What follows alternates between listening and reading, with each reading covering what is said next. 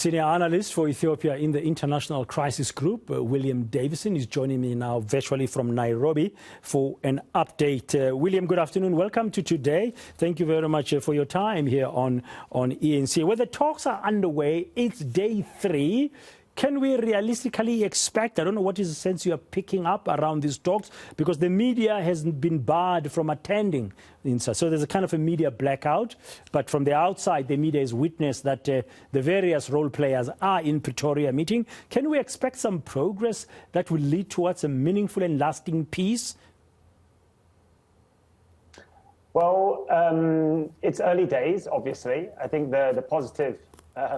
most positive aspect is that these talks are occurring, and I've been told that the Tigray and federal delegations are in direct talks, and they've sort of stated their positions to each other. So there's certainly no outcome yet. Of course, the big initial hope here is that we can get a cessation of hostilities agreement and stop the fighting, because currently there is still plenty of active hostilities inside Tigray with the federal government and its Eritrean allies essentially attempting to take control of the region, and there being continuing resistance from Tigray's forces, despite some recent setbacks they've suffered. Yeah, just to remind our viewers, what has led to this conflict that has been going on for over 2 years now?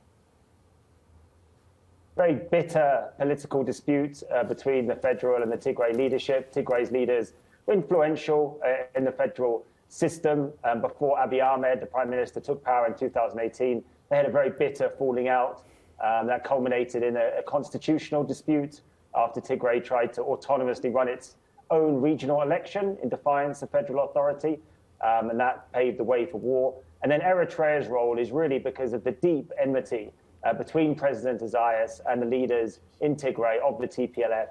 They used to be allies, but they fell out most spectacularly over the 1998 Ethiopia-Eritrea war. Okay, so what can we are outside. We'll have to wait and see if the AU will issue a communique, because South Africa is hosting these talks in Pretoria on behalf of the African Union. What could be the sticking points? I mean, what will be the main issues that might be the sticking points as they're trying to find each other and resolve the conflict? The main initial problem is that the federal government stated intention to control all federal facilities inside Tigray. That is likely to be resisted by Tigray's leaders. They will continue their armed resistance and will not allow the federal government to try and impose a settlement. That is the initial obstacle to getting to a truce. There are also very serious territorial issues that have developed during this war, with Amhara region taking over a portion of Tigray, and that is a major point of contention. And then there is the role of Eritrea. Eritrea seems to be intent on completely removing Tigray's leaders from power, and they have so far shown no interest in a negotiated settlement. And so these are just the types of obstacles that lie in the path of peace. Okay, so just a thought that just popped in my mind, and if I'm a viewer now watching this conversation, I'll be thinking, does Tigray, or do the people of Tigray have a legitimate right to be wanting self-determination?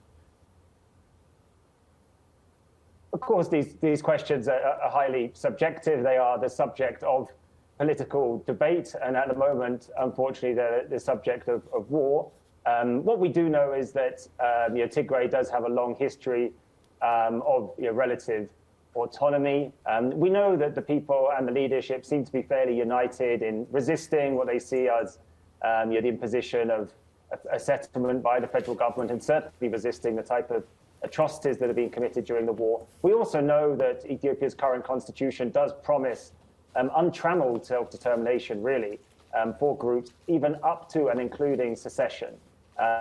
So, of course, there will continue to be arguments over self-determination or autonomy, but there is a lot of weight, both historical and contemporary, behind the Tigrayan sort of self-determination demand and struggle. Yeah. How strategic is Tigray in the Horn of Africa as a unit, as a unitary state, let's say, for argument's sake? It's in a critical position, I suppose, because it borders Eritrea, it borders Sudan as well. And that area with Sudan, both on the Ethiopian side and the Sudanese, that is very the subject of fierce debate between Ethiopian groups, Amhara and Tigray, also between Ethiopia and Sudan. I think the fact that Tigray's leadership, the TPLF, was so powerful in Ethiopian politics and in regional politics and in security structures, peacekeeping, the Ethiopian army, that makes Tigray a significant region. And also because it is now the focal point of this power struggle between the Tigray leadership and the federal leadership, but also between President Isaias and the TPLF, it has now become very important to the regional political scene.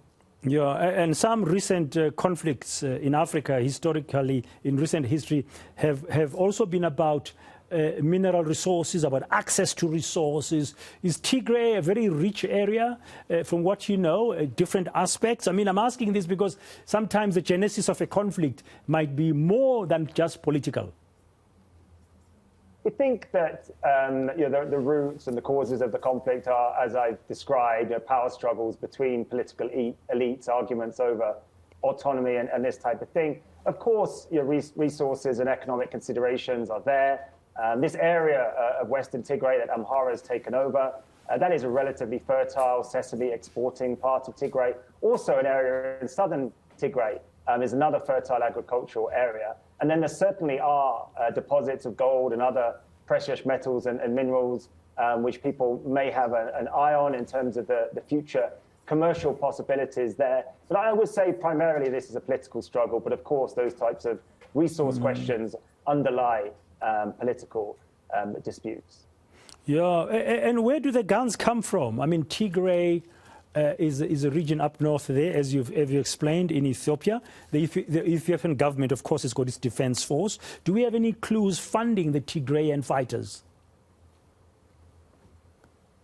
Primarily, one thing we haven't mentioned here is that really throughout this war, especially when the Tigray leadership has been in charge of the region, essentially the federal government has imposed a blockade upon it. So no trade access, transport, no services, including banking, and heavily restricted aid as well. So Tigray has not had access to the international arms market to any sizable degree. There were some aerial deliveries earlier this year, but we're not really sure where they came from, probably light arms.